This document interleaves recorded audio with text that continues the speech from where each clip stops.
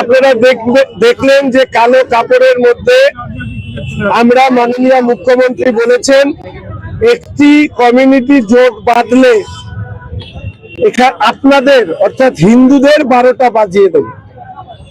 আমরা মাননীয় মুখ্যমন্ত্রীর কাছে অনুরোধ করছি যে আপনি আমাদেরকে জানান যে কোন কমিউনিটি জোট বাঁধলে পশ্চিমবঙ্গের হিন্দুদেরকে 12টা বাজিয়ে দেবে।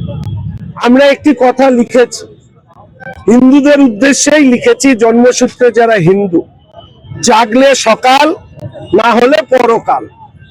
এই রাজ্যে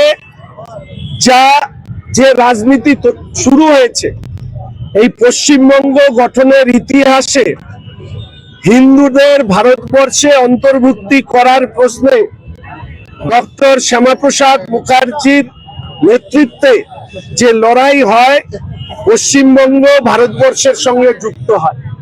সেই পশ্চিমবঙ্গে হিন্দুদেরকে দ্বিতীয় শ্রেণীর নাগরিক বানানোর চক্রান্ত বা চেষ্টা আমাদের রাজ্যের শাসক দল তৃণমূল কংগ্রেস করছে।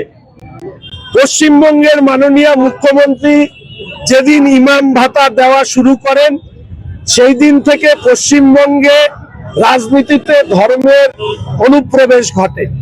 পরবর্তী ওনার 15 বছরের শাসনকালে হিন্দু দেবদেবীদের অসম্মান, অপমান, পুজো বন্ধ করা, সরস্বতী ঠাকুরের পুজো হাইকোর্টের আদেশে পুলিশ প্রহরায় হওয়া থেকে শুরু করে রামনবমীর মিছিল, সেখানে বিভিন্ন ধরনের সমস্যা তৈরি করা, এমনকি মালদা মুর্শিদাবাদে হিন্দু হওয়ার অপরাধে হরগোবিন্দ দাস, চন্দন দাসকে কুপিয়ে কুপিয়ে হত্যা করা, সেই জায়গায় দাঁড়িয়ে পুলিশের নিষ্ক্রিয়তা এটাই প্রমাণ করছে যে এই রাজ্যের সরকার হচ্ছে হিন্দু বিরোধী সরকার।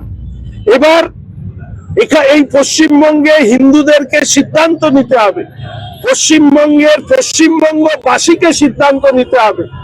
এই রাজ্যের মুখ্যমন্ত্রী রাজ্যের উন্নয়ন করতে ব্যর্থ হয়ে রাজ্যে ধর্মীয় ভাগাভাগি করে ক্ষমতায় থাকতে চাইছেন। ফলে স্বাভাবিকভাবেই আমরা এই কথা মানুষের সামনে তুলে ধরবার চেষ্টা করছি। আমাদের মূল দাবি, মাননীয় মুখ্যমন্ত্রী আপনি বলুন কোন কমিউনিটি হিন্দুদেরকে 12টা বাজিয়ে দেবে 1 মিনিটের মধ্যে, এটা আপনি বলুন। যদি আপনি না বলেন, পশ্চিমবঙ্গের প্রত্যেক মানুষ, সব ধর্মের মানুষের কাছে ক্ষমা চান যে আপনি যে উক্তি করেছেন এটা মুখ্যমন্ত্রী সুলভ উক্তি নয়, এটা দাঙ্গা বাজানোর উক্তি। আপনি পশ্চিমবঙ্গের জনগণের কাছে খোলা মঞ্চে ক্ষমা চান। আর আমি অনুরোধ করব পশ্চিমবঙ্গবাসীর কাছে, আপনারা জানি না এই মন্তব্যের তাৎপর্য কতখানি আপনারা গ্রহণ করেছেন, কিন্তু ব্যক্তিগতভাবে আমার মনে হয়েছে পশ্চিমবঙ্গে হিন্দুদেরকে দ্বিতীয় শ্রেণীর নাগরিক হিসাবে রাখা এবং পশ্চিমবঙ্গে দাঙ্গা পরিস্থিতি তৈরি করবার জন্য উনি এই মন্তব্য করেছেন। ফলে পশ্চিমবঙ্গের সমস্ত মানুষকে, এই মুখ্যমন্ত্রীকে এই মন্তব্যের জন্য ক্ষমা চাইবার জন্য রাস্তায় নামতে হবে।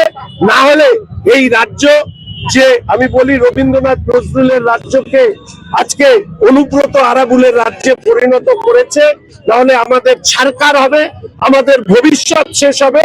এবং আমার মনে হয়েছে সেই জায়গা থেকে দাঁড়িয়ে মুখ্যমন্ত্রীর এই মন্তব্যের বিরুদ্ধে আন্দোলন আরো জোরদার ভাবে রাজ্যে সংগঠিত হোক, এই আশাই আমি রাখি।